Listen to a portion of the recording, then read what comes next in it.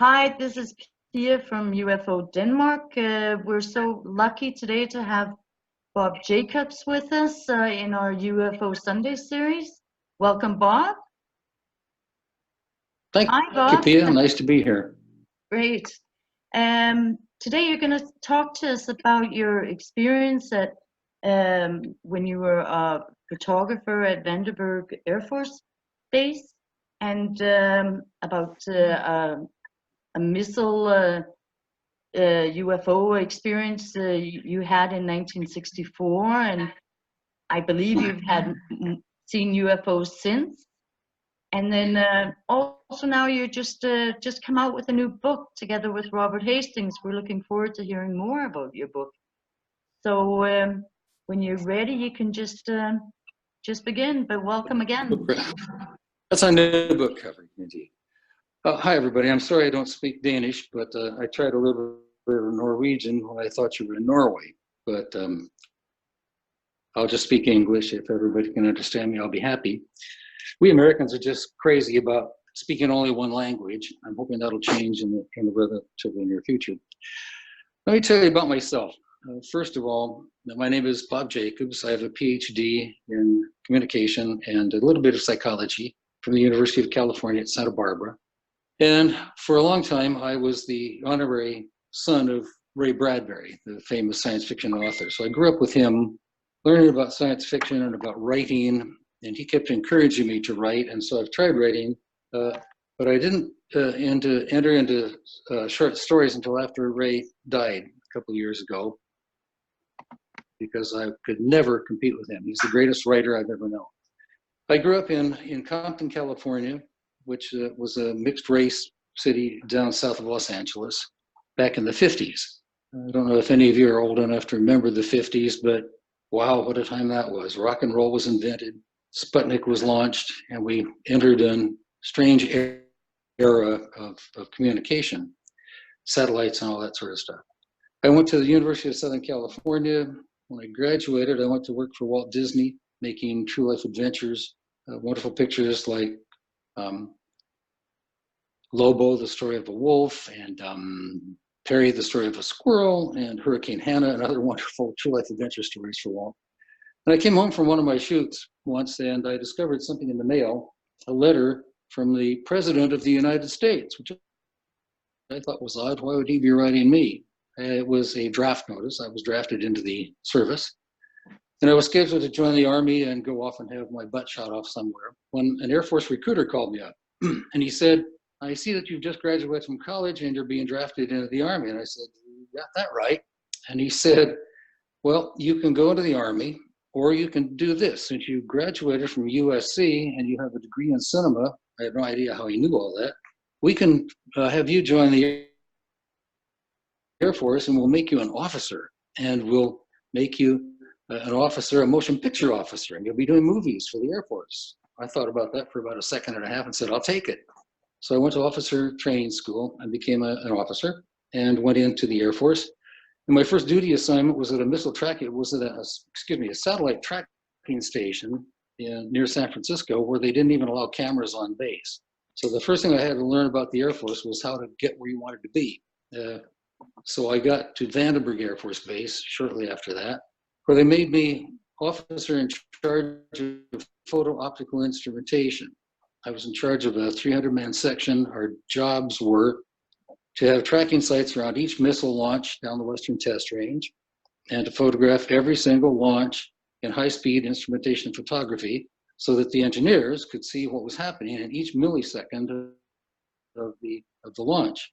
One day in 1964, I was called into my commanding officer, and he said, have you ever been to Big Sur? Big Sur is a geographic area south of San Francisco and north of Santa Barbara. And if you can imagine the coastline of California, I'll sort of draw it here in the air for you.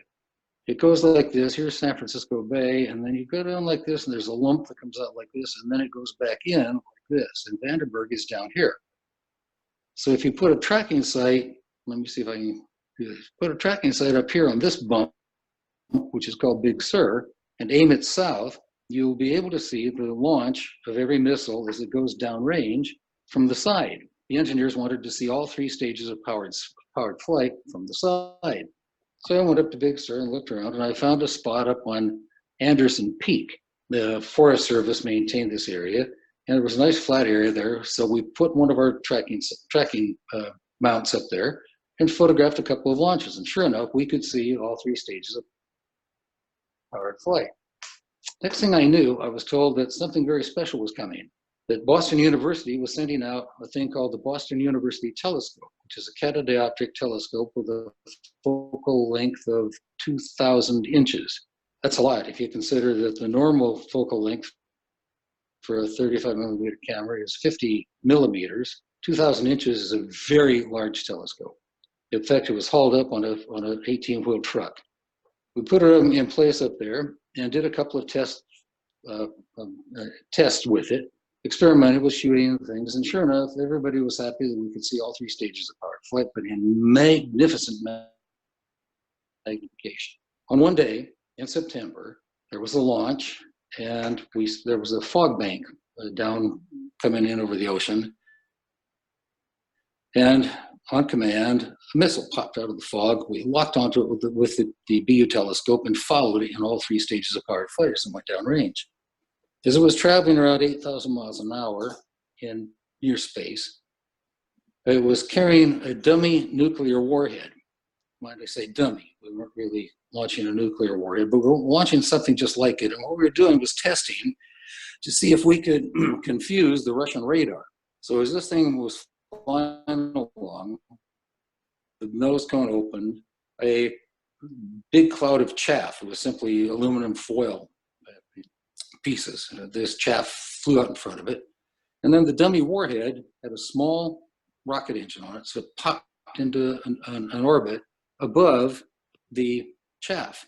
Now, the idea was that the Russians would launch an anti-missile missile. It would go after the chaff, and our little warhead would fly overhead, drop on Moscow, and obliterate it. That's the stupid game we were playing. Well, as this thing was flying along in space, we could see the chaff, we could see our warhead above it, and suddenly, from the same direction that the thing had been flying, an object flew in like this. It went up over the missile, shot a beam of light, went around this way, came down, shot a beam of light, striking the warhead, went down like this, shot a beam of light upward, striking the warhead, and then flew out the frame the same way it had come in. The dummy nuclear warhead at that point tumbled out of space into the ocean. Well, I didn't know this while we were on the site because we couldn't see what we were photographing, but I took the film down, we had it processed, and a few days later, Dr. then Major Florence Mansman called me into his office. I came into the office, there was a projector set up there, film projector, and a screen, and there were 2 gentlemen standing there in civilian suits. As I came in, they stared at me. Major Mansman said, "Lieutenant, sit down and look at this." I did as I was ordered. I sat down, they turned on the projector, and there appeared the three separate nose cone or tail cones of the Atlas missile as it popped out of the sky, filling the frame.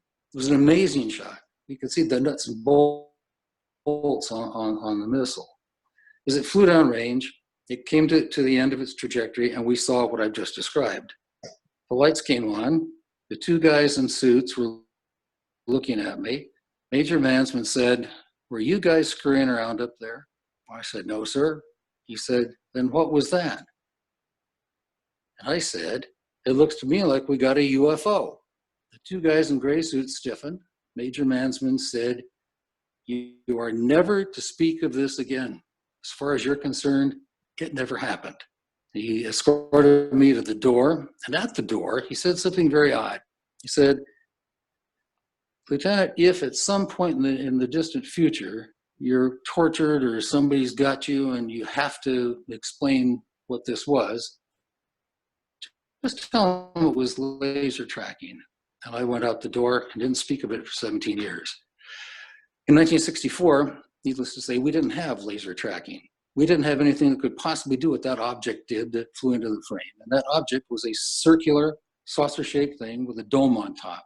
It was later looked at by Major Mansman under a telescope, who confirmed that it was indeed a UFO, and it was assumed to be extraterrestrial.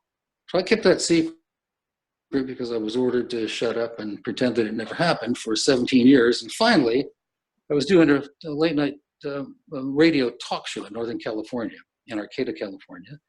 And in late night talk shows, I'm sure that you understand that lots of things come up. People talk about ghosts and goblins and failed marriages and banking conspiracies and all kinds of things. And of course, UFOs are a common topic in late night talk shows here in America. So a guy called in and told his story, and I thought, you know what, it's been a long time, 17 years. I'll go ahead and tell mine. So I told my story. Nothing much happened then. And somewhat later, a couple of years later, I moved to the University of Wisconsin at Oshkosh, where I was an instructor of television production. And there, I decided one summer, as you might know, teachers don't make a whole lot of money.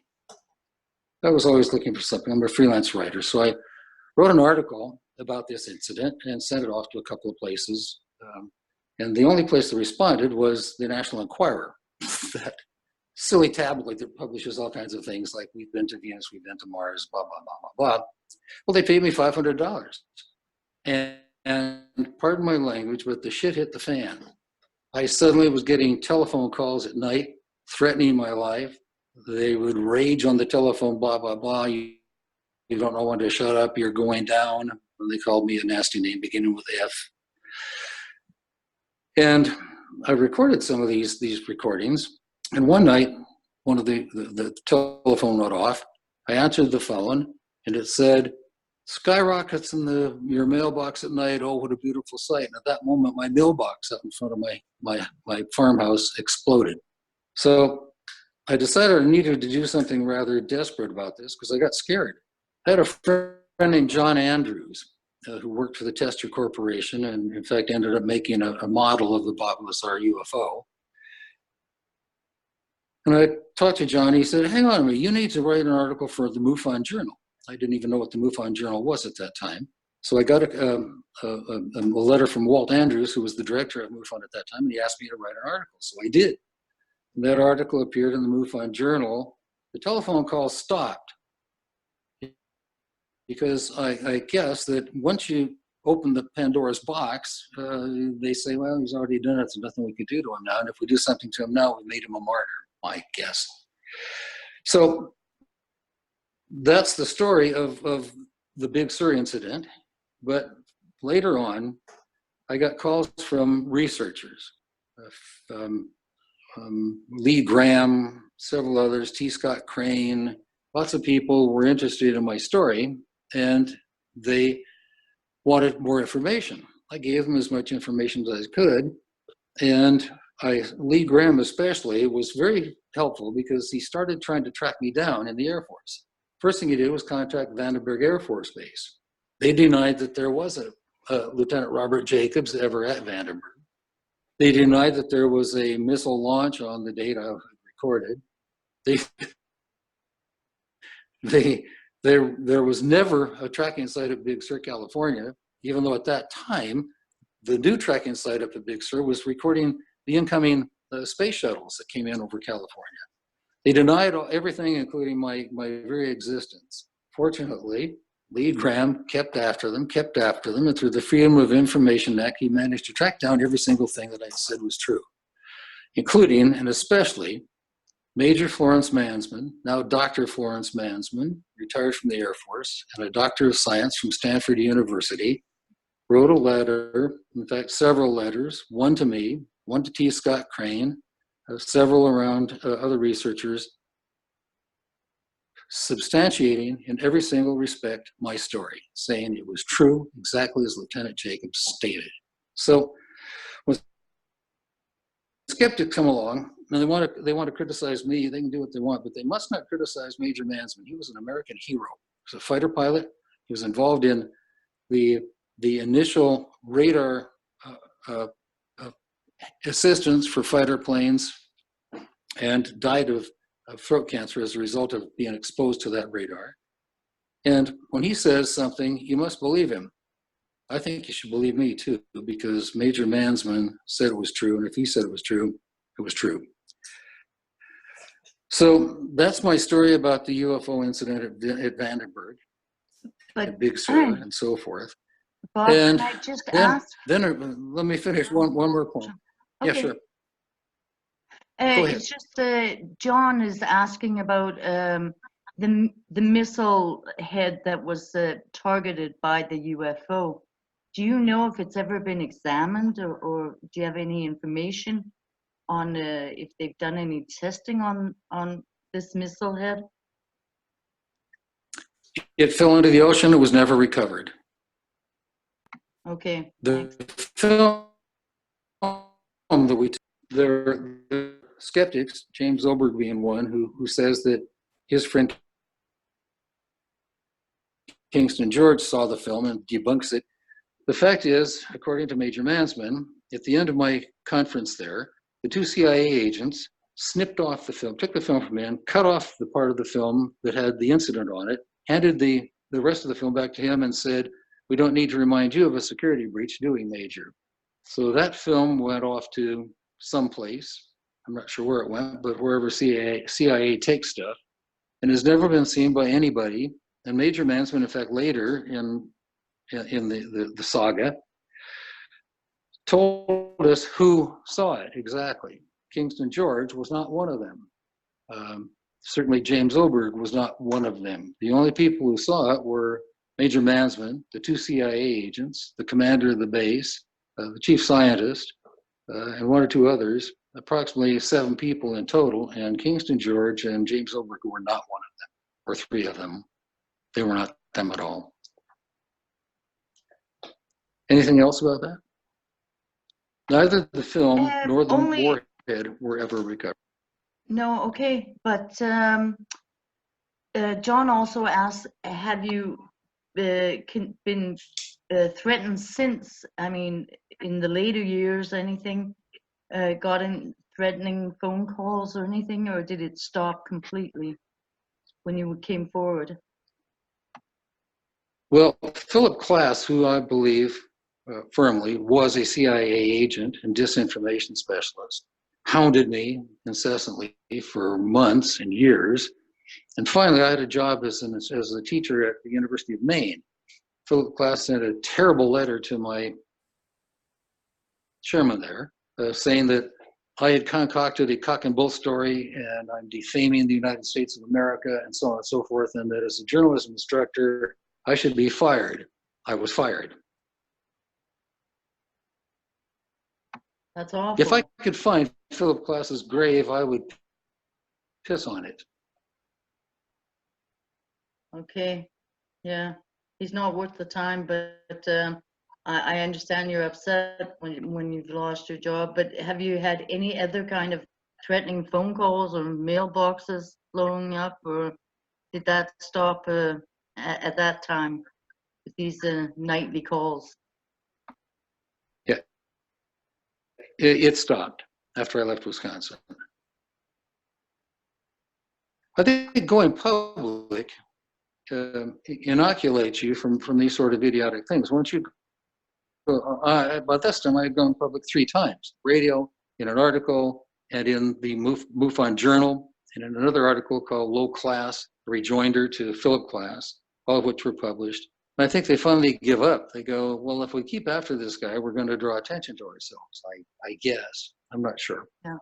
Okay. How did you then meet Robert Hastings? Was he one of the researchers that came in and asked you about the case, or?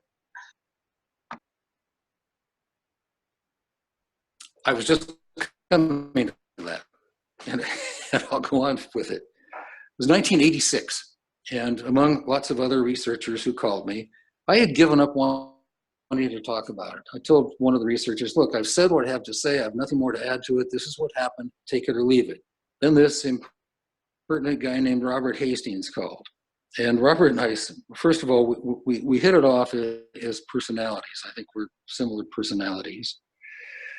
And he began to ask me questions about it and wanted to know if he could delve into it further. And I said, of course, because he seemed to be sincere. He seemed to be looking for the truth. And he, in fact, went after and found the truth, which was essentially what I had talked about, and more, in fact, with conversations with Major Mansman and others.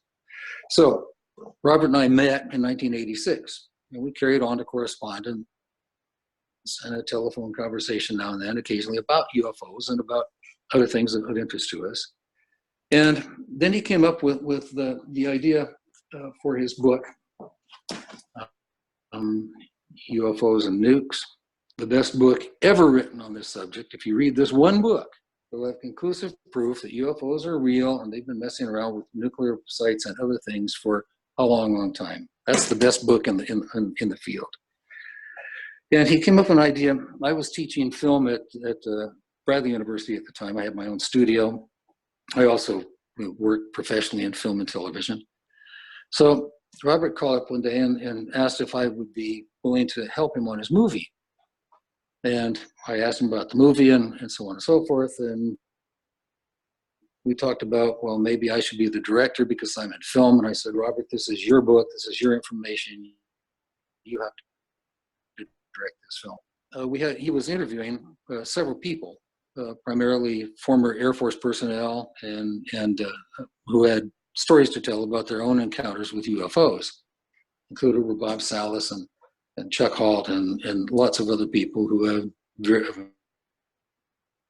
verifiable stories about their encounters with UFOs. So he brought them, several of them, to my university, and we, over a 3-day period, we photographed and performed the interviews. On the last day, he came into my office after we had finished shooting. We were just sitting there chatting, and he suddenly reached over and shut the door. He said, Bob, I have to tell you something. I don't want to sound like a nutcase, but I think you need to know that I believe I've been abducted by aliens. And I said, oh? He said, I keep getting strange things happening. I call it the 3-part thingy. I said, that's interesting. He said, what happens is I have these experiences, visions, transportations. I'm carried away into spaceships and so on. And I always wake up at exactly 4:44. I turned to him and said, well, for me, it's 3:33. We both looked at each other and went, what? We had been having very, very similar experiences, always waking up at that odd number. I'd like to ask you, the people in the meeting here, if anybody here has had any conception of something that happens at 111, 222, 333, 444. If you have, then you might want to talk about it at the end of the discussion here. Maybe there's something in it for you. So with that information, we set about discussing and looking into these incidents. Every time I had one, I would send it to Robert. When he had one, he would send it to me. Over a period of time, we had assembled several visitation stories, whatever you want to call them. I'll try to describe one for you so that you know what we're talking about here. In times past, for example, religious leaders and philosophers have what they call visions. Obviously, the biblical characters have visions where God speaks to them and so on and so forth. And Ezekiel saw fiery wheels in the sky and all that sort of thing. I have had dreams all my life. In fact, I'd be surprised if you told me that you haven't had dreams in the past. But dreams are dreams, and these things are completely different. The experiences I have, and Robert has, I'll let him talk about his own experiences, but the experiences I have are like this. I go to bed, I go to sleep, and sometime during the night, something happens. I'm contacted, and I can feel the physical contact, and it's as if I wake up, but I'm not in my bed anymore. I wake up and I'm someplace else. In one case, for example, I opened my eyes and I was in some kind of craft. I couldn't describe it except that it was metallic and there were other people in there. And what was happening is there was a being, and the being was right behind me, like right here. I never saw this being. I'm talking about my first encounter here. And throughout the course of it taking me through, I was shown things. And the things that I was shown were a glowing central thing in the middle of this craft. It was glowing and was humming. And I was told, nobody talked to me, but it was implanted in my mind that I was looking at the power source. And sometime later, I came awake and I was back in my bed and I looked at the clock and it said 3:33. Each of the experiences I have are like that. I go to bed and something happens and I wake up and it's 3:33. Once in a while, these things happen when I'm wide awake and driving my car. Here's one.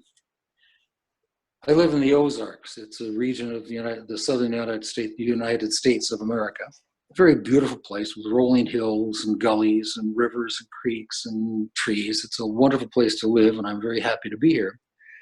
I was coming back from a concert in Mountain View, Arkansas, one night. The road from Mountain View back to where my cabin was, north of Marshall, Arkansas, runs along a mountain ridge, and it winds and twists and goes up hills and down hills and all around and comes back. It's about 12 miles. I was coming back from the concert. It was about 9 o'clock at night, and I looked in my rearview mirror, and it was a lonely night. I mean, there wasn't a lot of traffic out there. And way in the back, I saw a set of lights, which I assumed to be headlights, coming along the road behind me. And I was talking with my wife, and I suddenly noticed that the lights had gotten very much closer. They weren't back there anymore. They were suddenly here. And the next time I looked, they were right here. They were right behind me. And I realized as I looked at this thing that it wasn't a car, it wasn't a truck anymore, because the lights were very wide apart and they were slightly above my car. I looked back there and I thought, what the heck is that? At the last part of this highway, it runs downhill on a 6% grade into a little town called Leslie. It dead ends in the town of Leslie, wherein you have to turn right in order to go out of there. There's a stop sign. I came down, the lights were still behind me. I stopped at the stop sign and turned onto the road this way and stopped my car to see what that thing had been behind me. I waited 2-3 minutes, nothing came out. There was absolutely nothing there. Robert, when I told Robert this story, he said, well, did you notice anything odd about time? And I said, what do you mean? He said, well, how long does it normally take you to go from Mountain View to your cabin? I said, about an hour. He said, did you notice that it took any longer this time? And I thought, yeah, it took about an hour and 40 minutes this time. He said, well, that was probably missing time. And then we started talking about missing time and abductions and so on and so forth. So that was one of my experiences that happened while I was wide awake, driving my car. My wife has no recollection of this at all, nothing. In fact, when I tell her about it, she says, I think you were drinking, but you haven't had a drink since 1985, so I know you weren't drinking. As we talked about these things, these experiences we were having, one day we were having a telephone conversation, as we do frequently, and Robert said that he had been thinking seriously about repercussions of his reputation. If he came out suddenly and said, I have alien abduction experiences, that maybe it would ruin his reputation as a researcher. Nothing after you read this book could make you think that he was not a solid scientific researcher. So as we talked, I said, you know what, Robert, we have to write a book about this. And he said, oh, I don't know, maybe. Well, talk to you later. We hung up. About 3 days later, Robert called back and he said, you know what, Bob, I want to write the book. He said, I want you to write it with me. I said we. So we decided we would write a book and risk our reputations, our fortunes, our sacred honor, and all that sort of stuff on telling the truth about what was happening to us. And that's exactly what we did. Our book is called confession, it's right here, are hidden alien encounters revealed. And we each tell our stories. Robert tells his, I tell mine. And we try to come up with some rational explanation for all of this. Let me ask a question. I don't know, do you believe in God? Anybody in the meeting? Believe in God? A Christian God? A Muslim God? A Zen, etc., any kind of God? If you I believe do, there's where's the something. proof that God exists? There is no proof, Okay, but that was you, Pia. yeah, it was. I thought you Exactly. were asking, but I think many people believe in something, but maybe not the traditional God in a Christian or Muslim way, but they believe in some bigger force. Sure. And I too believe in a higher force, some kind of thing. I don't believe in religious churches and things because I think man screws up God. But anyhow, if there's this belief in God with no proof at all, but people say, well, UFOs can't be real. I don't believe in UFOs, but they're absolutely real, and there's proof, conclusive proof, and all of the testimony of the thousands of us who have seen them, reported them, and so on. So if I believe, I don't say I believe in UFOs anymore because I don't believe in them. I know they're here. I know that airplanes are here, and cars are here, and boats and ships and planes, and you and me, and bicycles and motorcycles, they're all here, and so are UFOs. It's just that simple. Do we have any questions? I in 2015 I spoke with Robert Salas in the UK. We were at a conference together, Yes. and giving both a lecture there, and Robert had just come forward also with his experiences, and I thought, oh no, he's such a good military witness. Oh, why did you do that? I asked him, we got up very early at the hotel and we were talking, and then he said, because it's the truth. And I thought that was just Yes. such a good answer because, the truth is the truth. And he made me realize that he might be a very good military witness and things, but it didn't change the fact that he was going through these experiences together with his wife. So I have a lot of respect that you and Robert also are coming forth. Maybe a few years ago, I would have also said, oh, no, don't do that. But now, and Robert Salas definitely made me see that. So I think it's very good. But questions. I think Carsten had a question for you. Carsten, Yes. are you there?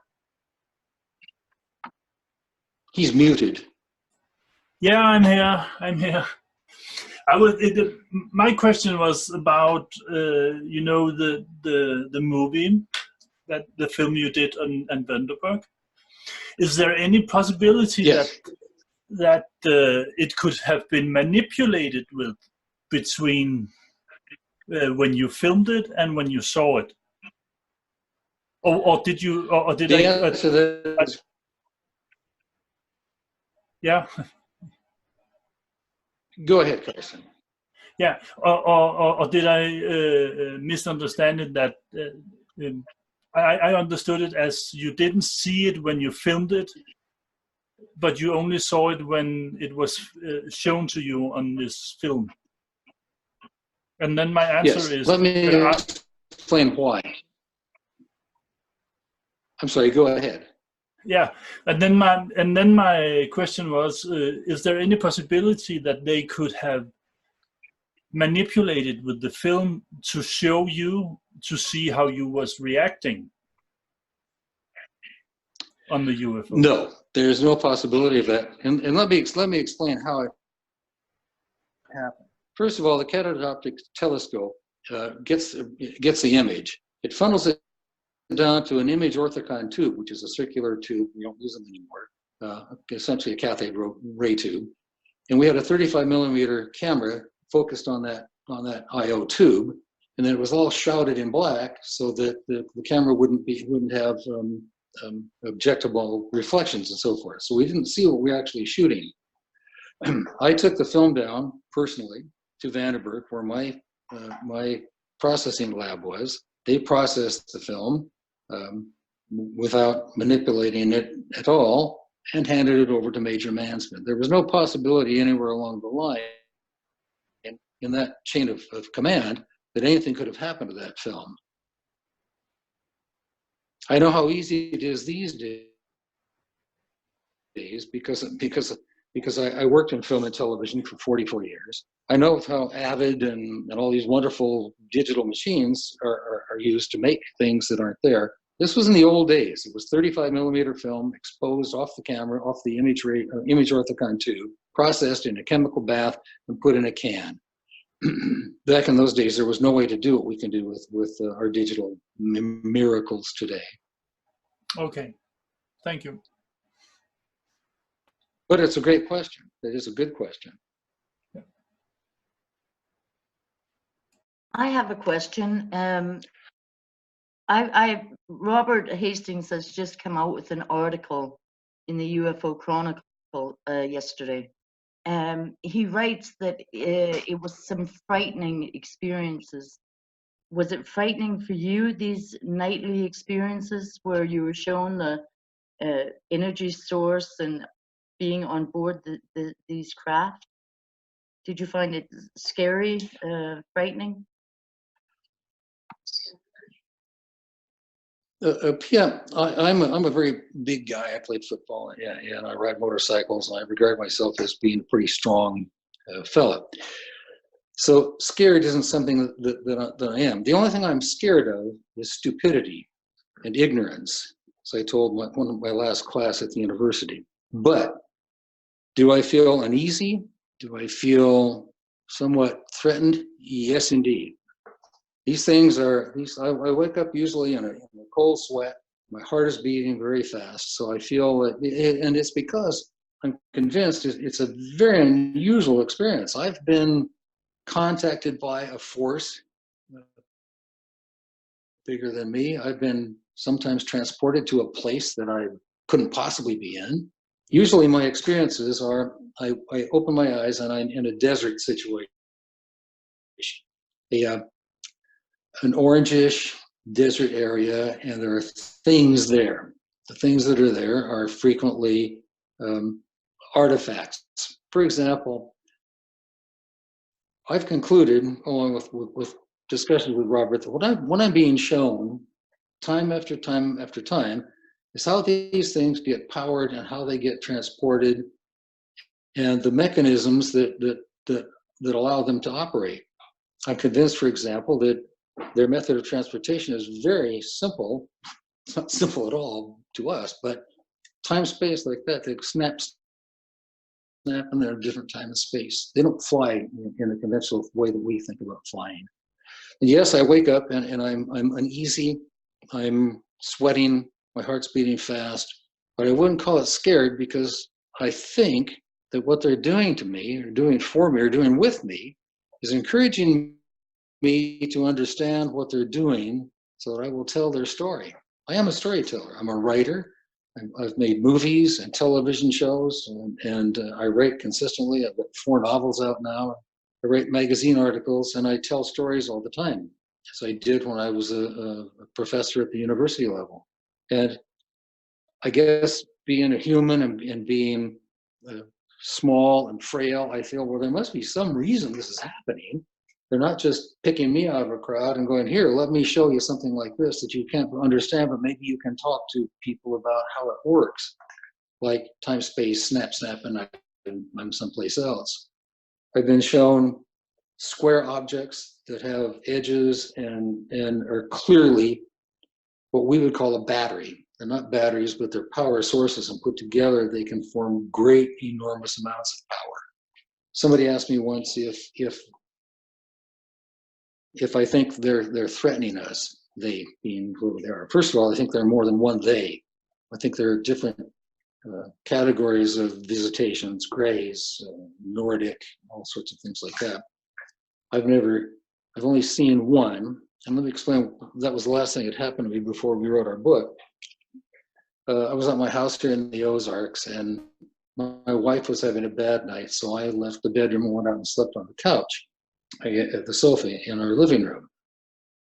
We live in the mountains, and there are lots of trees around us. We live in a forest. And so there's sporadic light and so on. And I was asleep on the couch, and it must have been nearing dawn because the sky outside was lightening up. Usually what happens is my wife gets up at 6 o'clock, 5:30, excuse me, to go to work. And when I'm on the couch, she usually comes out and says, "Hey, sweetie, you can go in and use the bed now." So I was laying there on the couch. I wasn't aware of what the time was, but I heard footsteps coming from our bedroom out across the living room floor next to my bed. I expected my wife to say, "Sweetie, you can get up now." Instead, there was nothing. So I opened my eyes and I looked up like this, and there was a thing standing there. It must have been a creature of some sort. It seemed to be metallic, or it was wearing metallic outfit. As I looked up, it disappeared. I'm not. I didn't get to see a face or anything, but I'm confident that what was there standing next to my couch in the Ozarks was one of them. I don't know what he wanted, but maybe I wasn't supposed to wake up and see him. Have you had any childhood experiences? I know you and Robert have said that it's only about 10 years you've been having these experiences. Do you have any recollections of having these kind of visitations, dreams, or anything like that as a child?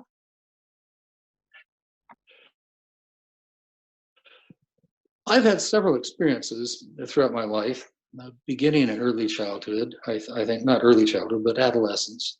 I have seen what people refer to as ghosts on occasion. I lived in a haunted house once where there was a presence there that we could feel, although not see. When I lived in Germany, there was one experience where we lived in this house in a tiny village called Hoferhof, and it was nighttime, and I suddenly heard screaming from down the hall. I ran out. I had two small children. They were 4 and 5 at the time, and they were in bunk beds. We went into their room, and my son was panicked. He was standing up against the back wall going, "There's a man, there's a man." He described a figure coming into the room, glowing like oil on water.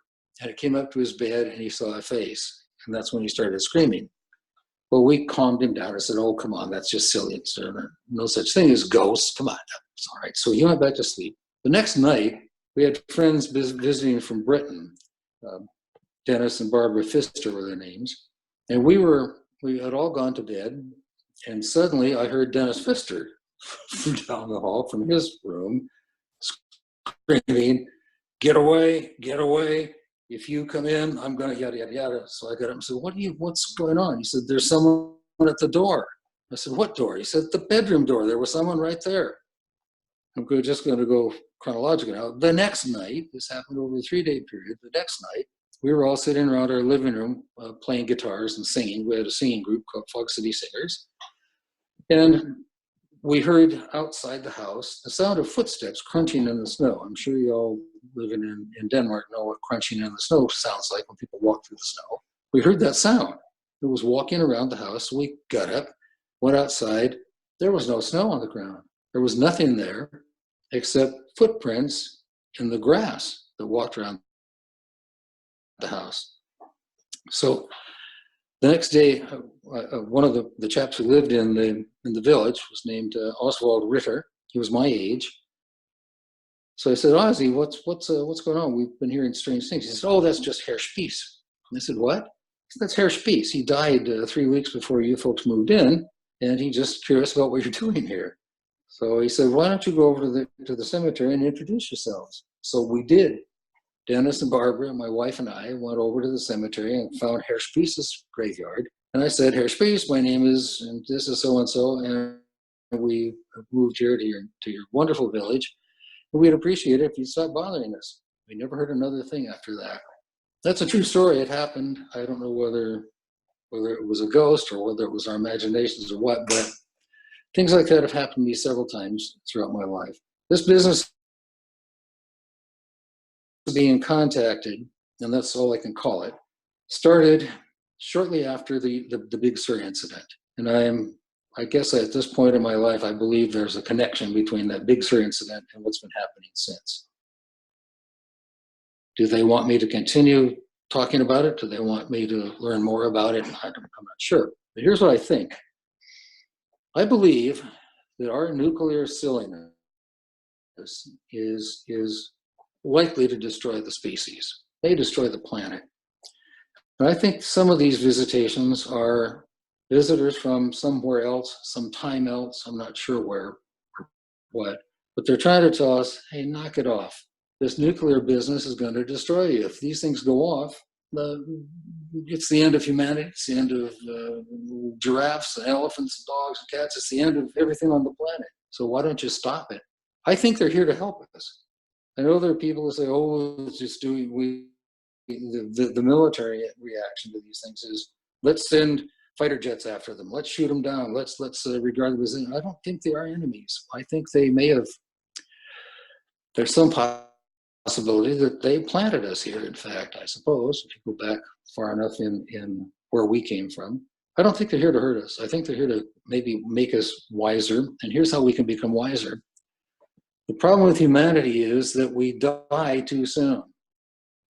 If we could only live to be 100, 200, 300 years old, maybe we'd have the time to grow up, to stop being adolescents, to stop hating each other over religion or politics or color or race or nationality. Maybe we could learn to get away from that and realize that we're all the same thing.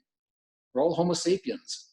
And we're as far as we know, one of the higher levels of life on this planet. Maybe we could learn, if we just got old enough and wise enough, to learn how to put all of that nonsense away. I'm not sure that we'll ever achieve that because, well, it's religious business. I've said earlier that I believe in a force, a God, a thing, but I don't believe in religion because religion's out to kill us.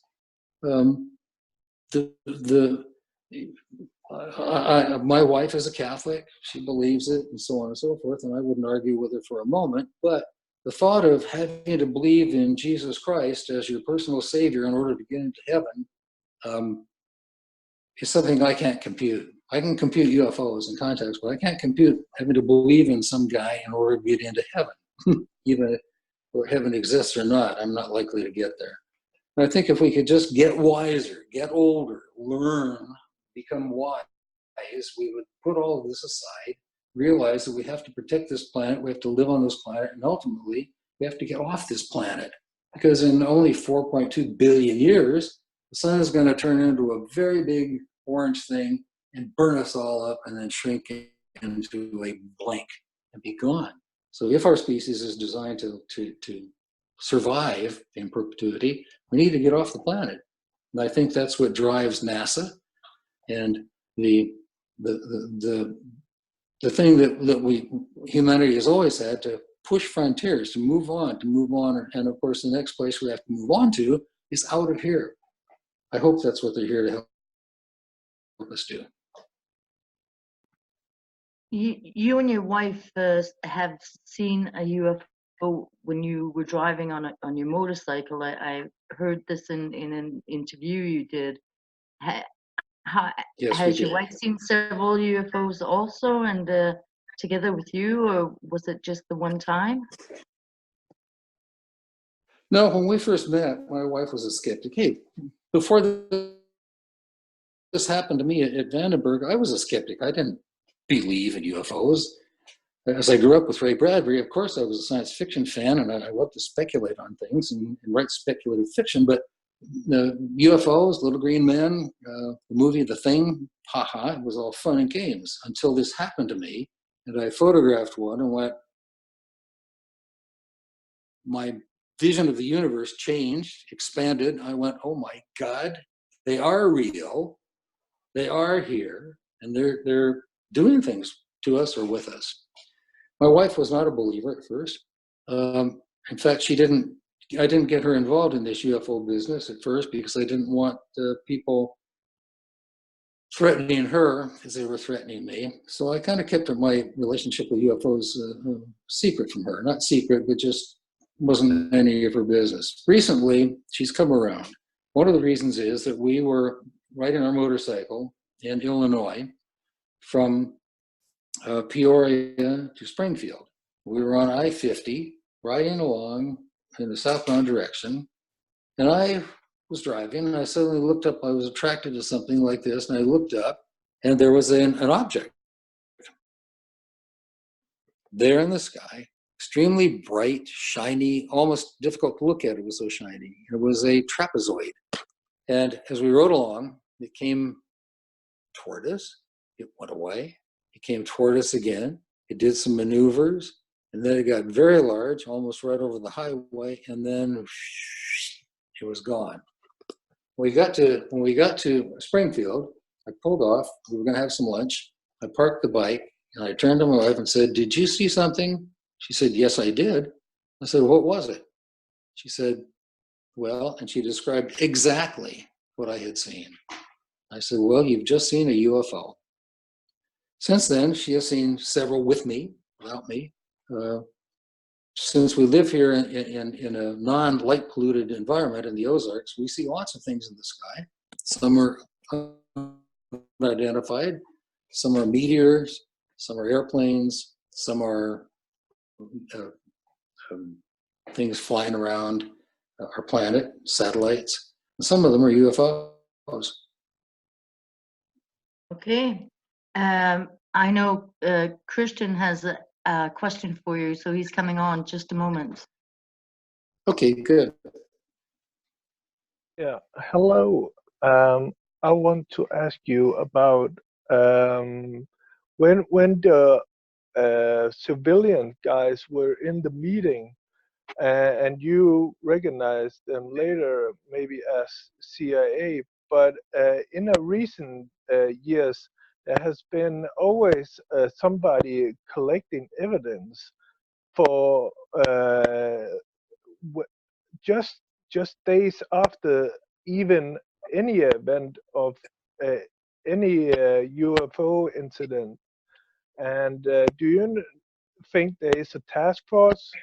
Because we learned that the Pentagon has this ATIP program. So do you think that CIA or somebody else is running around the country having information given so they can come and collect it? Thank you. Yes, I certainly do think that's going on. ATIP is proof of it. They've been doing it for decades. Project Blue Book was an attempt by the U.S. Air Force to debunk UFOs, to make us not believe in them. But Senator Harry Reid, who was in charge of this ATIP organization, and they've just, I'm sure you know, recently released video footage of U.S. Navy fighter aircraft chasing these UFOs, and they've released those photographs. So they've known about them for obviously years and years and years, and have been collecting information and are now just beginning to leak it out. This ATIP business is one of them. One of the former CIA agents, called Luis Elizondo, and a partner of his, are running a new information program. They claim to not be with the CIA any longer, but are running an information program to leak information out to us. Robert Hastings has been in touch with them, with Luis Elizondo. In fact, he's going to be interviewed by him. But you're talking about To the Stars Academy, the TTSA. Yes, that's correct. But they very much are using the threat angle. Did you see their series on the History Channel? I think it was. I mean, do you think they're using this threat to get more funding? Some people are saying it's to get funding to look into more of these cases. I mean, they use very much the threat element. They threatened my life. They threatened my wife's life. They blew up my mailbox. They cost me a job in teaching. I don't trust them at all. I don't trust Luis Elizondo. I don't trust his partner. I don't trust anything that they're doing right now, because once CIA in my mind, always CIA. I can't forgive them for what they did to me. And other people that they've humiliated, put down, Travis Walton for one, I can't forgive them. And so I'm not cooperating with these guys. I don't know what they're doing, and I don't want any part of it. I understand that. Yeah. I think, Steve, did you have a question? Yeah. Do you think there'll be official disclosure soon, or what? I understand your question, Steve. I'm not sure whether they're going to disclose. This ATIP program seems to be they're telling us that they're trying to disclose slowly, bit by bit. As I say, I don't trust the CIA, and I think this may be another CIA program. I'm not sure. I don't know where the full disclosure will come. I know there are organizations that are hoping for it and predicting it, and that the release of this new UFO footage from the Navy pilots should certainly be the information that's extremely vital to us. However, they released that information, they released the video footage, and you know what? Nothing happened. The media didn't pick it up. There were no movements, there were no organizations, there were no marching on the street saying, hey, we know that UFOs are real, as I would expect them to be. So I don't know what's going on, and I'm not sure that we're going to have disclosure soon. Certainly, because of people like Robert Hastings, it's going to come out. And Bob Salas, and all of us who know about it and keep talking about it. But the problem is that disinformation has so muddied the water of UFO research. There are so many crackpots on the fringe. There's so many, so much in the early days, making fun of people who reported UFOs. Betty and Barney Hill, for example, were made merciless fun of. And since that was a program that went on so long, even today, I mean, I was a captain in the United States Air Force. I'm a professor emeritus at a major university in America. When I say to people, hey, I'm writing a book about UFOs, their eyes light up and they go, oh, yeah? And they laugh. I think it's very difficult for us to make people take this seriously and to understand that these things are real, that these contacts are real, that people like Robert and I think thousands of other people are having these experiences. And it's time for us to wake up, to grow up, and to accept that we're not the only things in the universe. Yeah, I think that people should talk to their local, your senator maybe, or what? Your senator? I think it's very important, Steve, that if anybody has a viewing, a sighting, it's important to them to come out with it, not to be afraid of being ridiculed, but to come out with it, talk about it, tell their neighbors about it. People need to talk to the politicians, you know, the politicians have the decisions.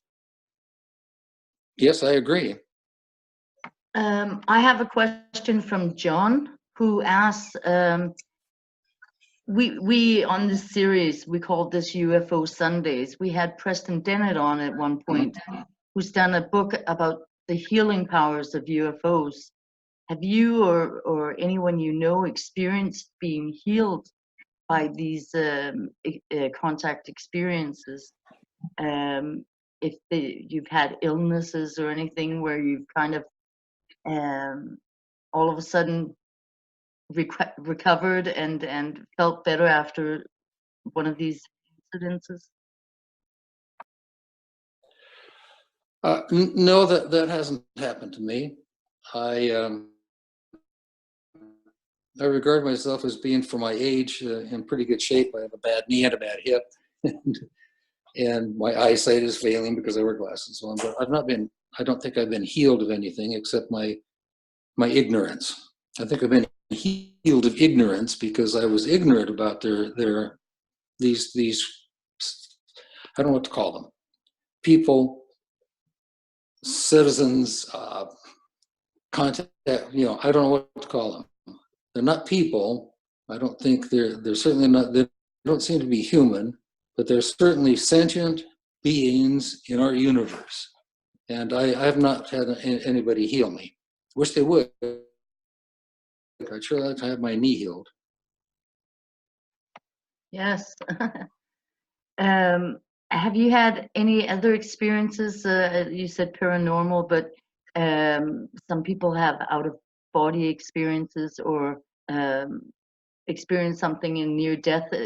Grant Cameron, the researcher, he always says that many people have different types of experiences, both UFOs and contacts, but they also experience paranormal or a whole array of other things. Have you experienced any of these kind of things? Yes, I have. You met my wife earlier helping me get this rig set up. My wife and I have been telepathic since we first met, and we sometimes hardly have to talk to each other to know what we're going to do next. We finish each other's sentences. Frequently I'll think of something and she'll say, "You stole that out of my mind." So my wife and I are telepathic. That's one instance of paranormal. Let me tell you something that happened to me. We moved down to the Ozarks from central Illinois about 4 years ago. And I'm a motorcycle rider. I've ridden motorcycles since I was 14, and now I'm a good deal older than that, and I still ride motorcycles and write about motorcycles for my rider publications. Here's what happened. We moved down here, and my wife bought me a brand new motorcycle as my present for having to give up my tractor and my farm because she had got this job with Bass Pro Shops down in Missouri. So she brought me this motorcycle, and we moved down here, and I was putting miles on it so I could have it serviced. One day, I was going to go out riding. My wife called me from where she works and said, "Don't go riding today." I said, "Why would I? Why?" She said, "Well, it's going to be hot." And I said, "Honey, that's crazy. We ride motorcycles because it's hot. The wind blows and the bugs, and we have a great time." She said, "Don't go riding today." So she hung up. And of course, I put on my gear, got on my motorcycle, and went riding. I got about 5 miles or so up the road from where we lived. And I was riding along, looking at the scenery, enjoying the hills and the trees and the farms and the cows. Just had a lovely day. And all of a sudden, something happened. I woke up and I was laying in a ditch. It was so hot that I had had a heat stroke and passed out on the motorcycle. The motorcycle went off the road, crashed into a couple of posts, threw me off the bike into one of the posts. I broke every rib on my left side in 3 places. One of them punctured my lung. My helmet flew off, so I had a severe concussion. And my eyes opened up, laying in this ditch. And there was a face right in front of mine, just right there. It was so close that you shouldn't be able to focus on it, but I could. It was a female face. It was the most beautiful face I'd ever seen. No makeup, no sex appeal, just a lovely vision of this woman who looked into my eyes and said, "Are you all right?" My eyes shut. When I woke up again, there was a policeman saying, "Hey, what happened?" I woke up again. I was in an ambulance, and I woke up again finally, and I was in the hospital. I had died. When I fell off the motorcycle, I was so crushed and battered in the head that I was laying in the ditch dead. I'm convinced of that, because I must have lain out there for at least 45 minutes before anybody found me. We relayed this information. Well, first of all, when the first thing I remember in the hospital was one of the doctors said, "You should be dead." And another said, "Hey, you're real lucky to be alive." And over the subsequent days, I came back to life slowly, and I healed and so on. My wife, who's Catholic, talked to her priest, and he turned to me and said, "Well, that was your angel." I said, "Come on, Father." He said, "I'm not kidding. That was your angel." Is that true? I don't know. It was somebody. It was something right in front of my face, comforting me and convincing me that I was going to be all right, even though I should have been dead. Paranormal experiences, yes, I have had some. I said I've lived in haunted houses. I'm telepathic, at least with my wife, and I'm certain of that with other people. My mentor and my honorary father, Ray Bradbury, and I were absolutely telepathic. We talked over long distances about things. We knew what each other were doing over time. I feel things that perhaps other people don't feel. For example, I can tell instantly if I go into a cafe, a market, a bookstore, any place, and there are people there, I can sense if there's somebody bad there. I know instantly that guy over there, I shouldn't go near. I should just stay away from him because I sense, some people call it aura. I don't know what it is. I don't want to sound really melodramatic about this, but I think that our senses are not just sight, touch, taste, all those things. I think that I believe, and I talk about in my chapter in the book about what these UFOs could be, where they could be coming from. And I don't know how much into the new physics you are, but I'm pretty convinced that quantum mechanics and quantum physics are telling us a whole lot about the universe that we've not noticed before. And here's some interesting information. IBM has just produced a quantum computer. Let that sink in a moment. A quantum computer, and it's going on sale.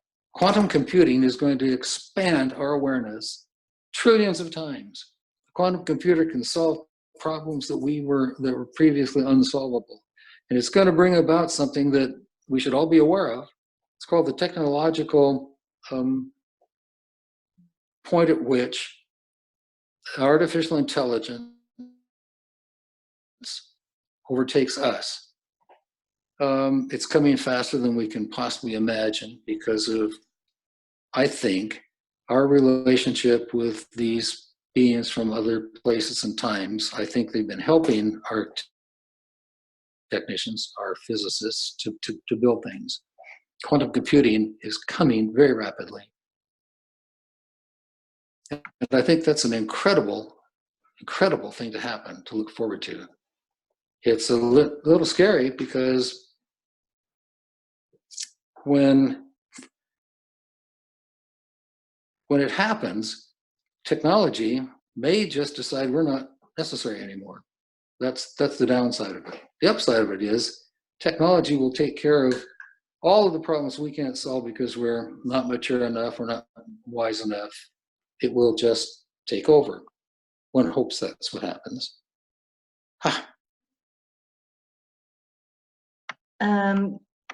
Anything Christian else? has a question for you. He'll be on in a moment. Yes. Okay. Hello again. Yeah, Major Management. Did you talk to him afterwards, after the experience, and did he have some experience selves with UFOs afterwards, like you? Thank you. Yes, I did talk with Major Bandsman at length. We corresponded with each other. We talked on the telephone, although it was difficult for him because he had had his larynx removed because he got cancer from the radar that he was exposed to while experimenting with aircraft in the Air Force. He did not reveal that he had himself any further experience from that one incident that we both had. But the last thing he said to me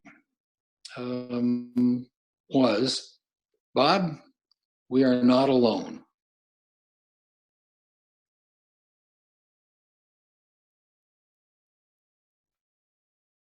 Wow, thank you for the answer. Thank you. Yes, you're welcome. Thanks for the question. Okay, I don't know if anybody else has a question or if do you have something you want to add, Bob, here before we wrap it up? Is there, you were asking maybe questions of us or? Well, it's a stick here. Yes. Stick here. I return to the politicians. They're the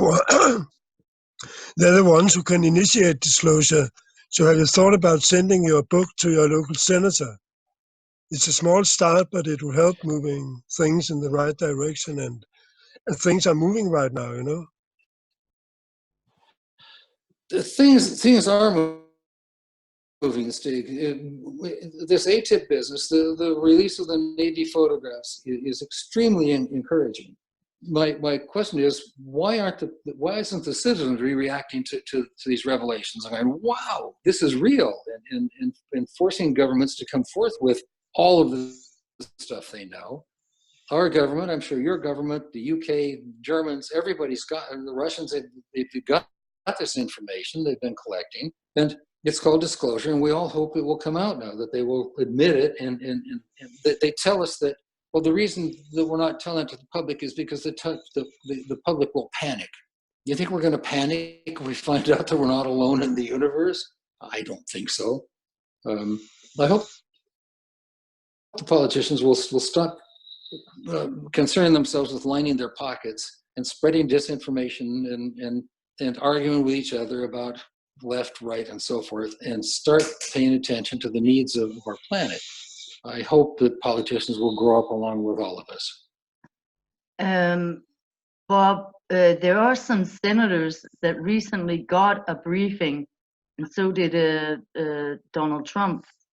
Do you think that this will continue, or I'm sure you hope it does, so that there has been happening a bit with the politicians in the last few months, asking in, and there was, I'm sorry, I think his name was Walker, Senator Walker, I think his name was.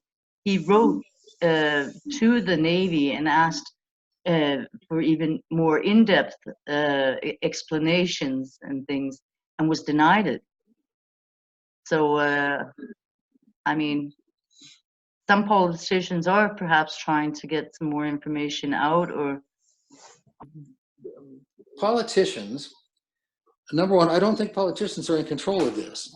I think this entire information system is above politics, even presidential politics. I know that Donald Trump gets briefings. Clinton got briefings.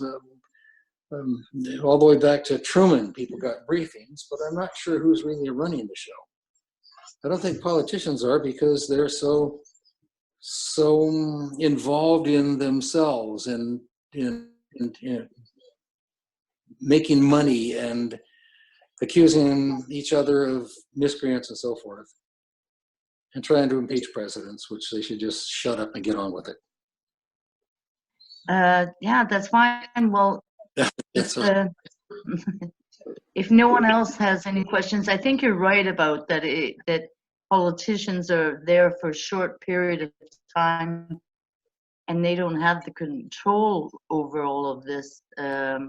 This is in the Pentagon and in the private companies and things. But yeah, I'm just going to ask if anyone else has any questions, or else we'll start to wrap this up. And want to thank you very much for doing this, and looking very much forward to reading your book.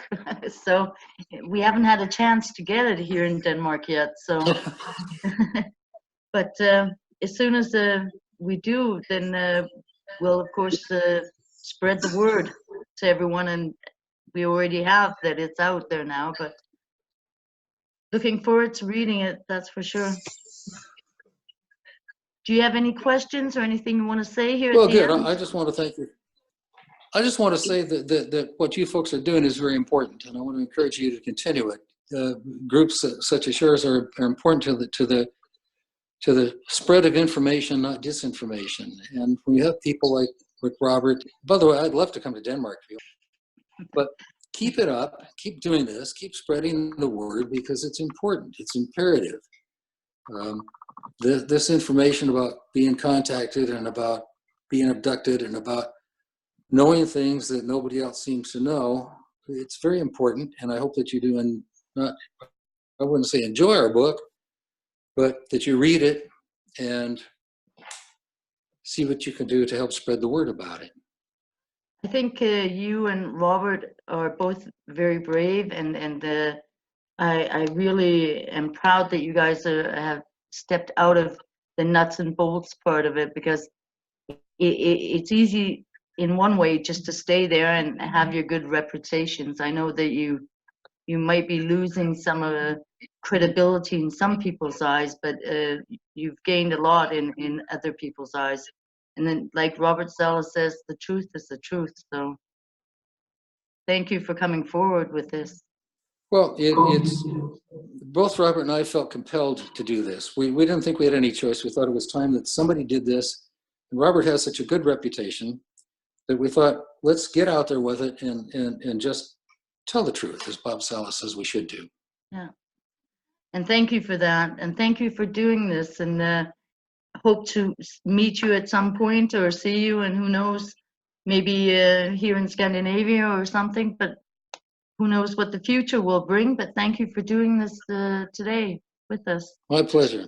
Thank you, Pia. Welcome.